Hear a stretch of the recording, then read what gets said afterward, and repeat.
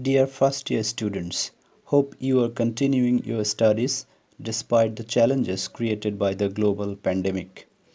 Today I shall discuss an important and easy question item from your English second paper syllabus. I shall discuss the special use of some words and phrases. Knowledge of these words and phrases will also enhance your English writing skills. So without wasting time, let's directly go to our today's topic. As I mentioned earlier, our today's topic is special uses of some words and phrases. Your syllabus includes the following words and phrases: Osborne, have to or has to, would rather, had better, let alone, what if, as soon as, words like, what does, look like, and introductory it and there.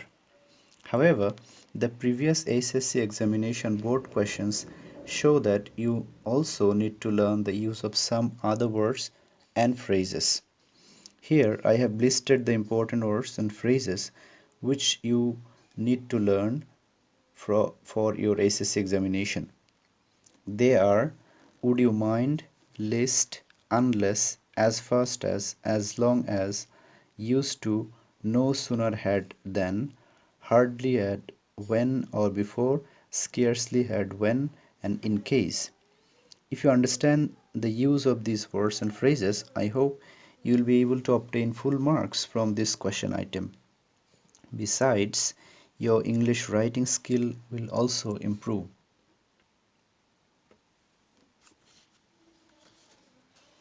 Let's start our main discussion with the use of the phrase was born.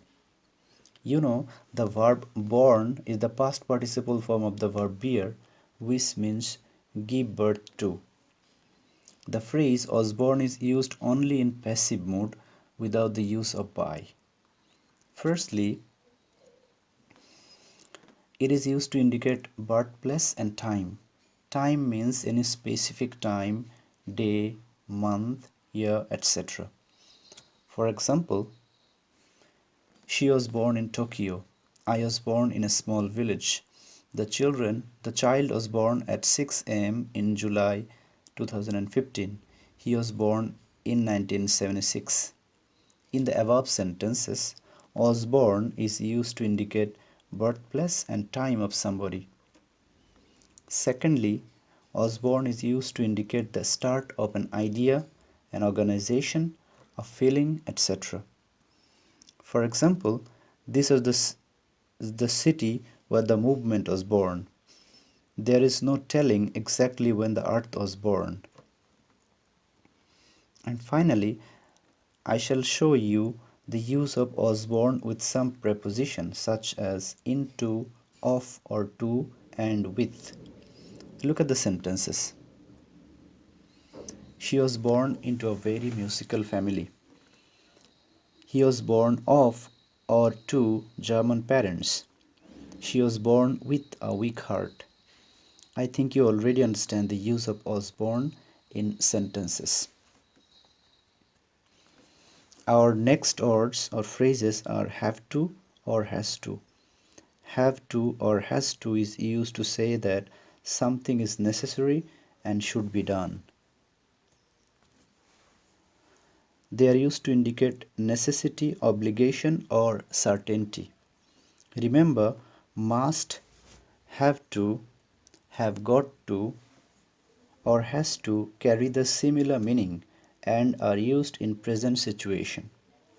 For example, I must wash the car tomorrow. I have to finish the work on time. Your answer has to be correct. Had to is used in past situation.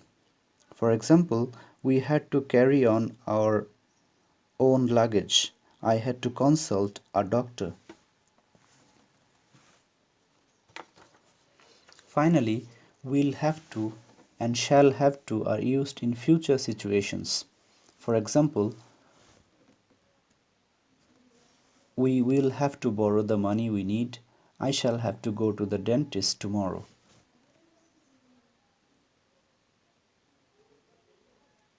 Next, would rather. Would rather is a modal auxiliary which we use to talk about what we would prefer to do. That means when there are two or more things to do, we would like to choose one over another. In this type of situation, we use would rather. It is followed by present form of the verb. For example, I would rather go to the cinema. I would rather have fruit juice. We also use would prefer in place of would rather, which carry the same meaning. However, would prefer is followed by an infinitive or a noun, such as I would prefer to have fruit juice or I would prefer fruit juice. Remember, would rather is mostly followed by than. For example, I would rather sit in the garden than watch TV. I'd rather walk than drive. Finally, one more idea to share. That is, instead of would rather or would prefer, we can use just prefer, but it follows the verb with ing plus to plus verb with ing. For example, I prefer walking to driving. Our next item is had better. We use had better when we give advice to others. The meaning of had better is similar to should. Had better expresses advice and warning. We use had better to talk about actions we think people should do or which are desirable in a specific situation. It is followed by the present form of verb. For example, you had better take your umbrella with you today. That's a recommendation. The bus had better get here soon. There is a hope. And you had better watch the way you talk to me in future. That's a warning.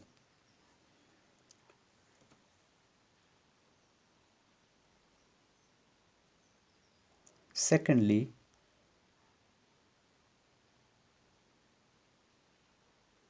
okay, now let's look at the difference between would rather and had better. First of all, would rather means prefer and had better means should. Secondly, would rather usually follows a word than. For example, I'd rather drive than go by bus. Hope you understand the difference between would rather and had better. Our next item is let alone, which is an idiom usually used as a conjunction. Let alone is used to indicate that something is far less likely, possible, or suitable than something else already mentioned. To be more specific, it is used when we talk about two negative facts. First, we talk about one negative fact, and then we use let alone to emphasize the second negative fact is stronger than the first. For example, he does not trust his children, let alone his neighbors. I hardly had time to think these days, let alone relax. I cannot drive a car, let alone a bus. I do not have enough money for a new car, let alone a luxury car. Next, what if?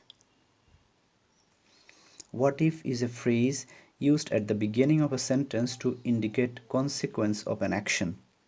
We use what if at the beginning of a question when we are asking about the consequence of an action, particularly one that is undesirable.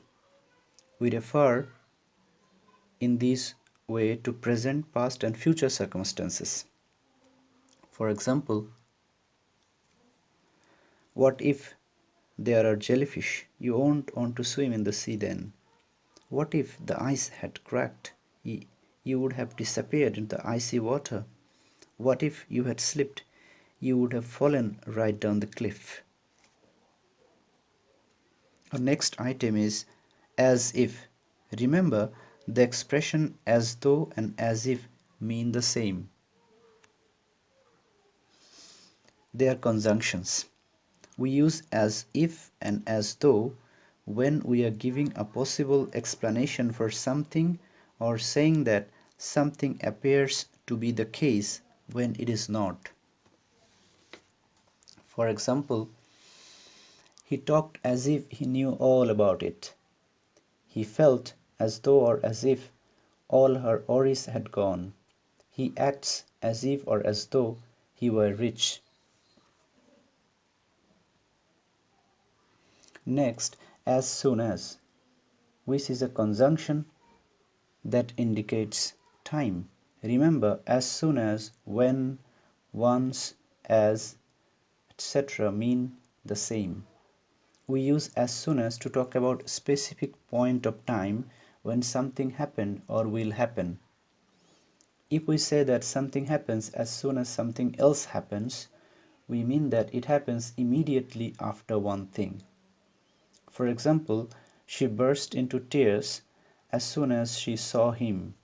Let us know as soon as you get the news from the hospital. We will come as soon as we can. As soon as I went to bed, I fell asleep. Now, what's like? We use what's like to ask for a description of someone or something, their appearance, their character, their behavior, etc. For example, what's her new house like? This is an appearance. What's your new teacher like? It shows the character or behavior. Now, what does look like? It is used to describe imaginary or strange person or thing. For example, the boy is asking his mother, "What does a genie look like?" Mom, sorry dear, I haven't met a genie. Here, what does look like is used to describe something imaginary. In the next example, what does she look like? As if she hasn't bought any new cloth in the last 20 years. Here, what does look like is used to describe a strange person.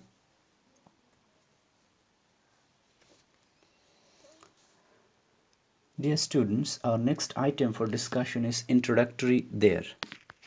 There is normally an adverb of place, but introductory there does not have any adverbial sense and it is used merely to introduce a sentence. The structure there plus to be is very commonly used to say that something exists. For example, there are many stars in the sky. There is a bridge over the river. There are a lot of noise in the street. There were many accidents last year. Introductory there can also be used with some intransitive verbs. I hope you all know intransitive verbs. For example, there seems to be a problem. There came a knock at the door. Note that introductory there is not used in a sentence if there is a definite subject, such as John was at the party. Do not write there was John at the party. Finally, introductory it. Usually, introductory it is used to introduce new ideas, general ideas, or beliefs and to give extra emphasis to the subject it introduces. For example, it is said that most people enjoy traveling. It was Peter who bought a new car.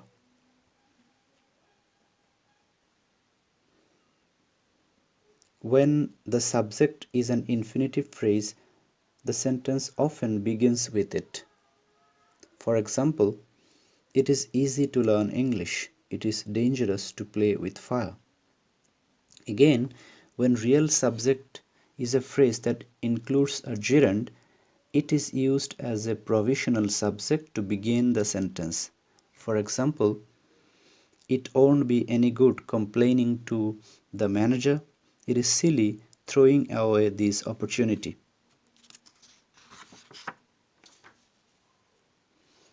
With this, I would like to end my today's class. In the next class, I shall complete explaining the rest of the words and phrases of this item. Till then, stay well, stay home, and continue your studies. Thank you.